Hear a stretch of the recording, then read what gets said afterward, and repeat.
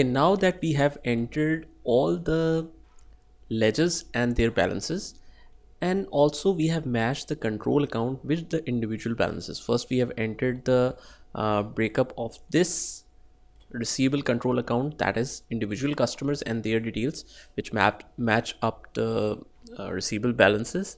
And similarly we have done the same thing for creditors and for the stock. Now that means we are live on the system because we have fully implemented the opening position of the company, and now we will enter all the day-to-day transactions afterwards in PeachTree directly. So that means we have transferred from the old accounting software to the new one.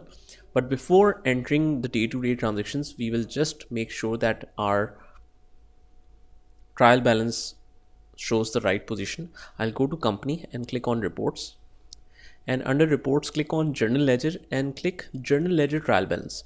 Now let's extract this.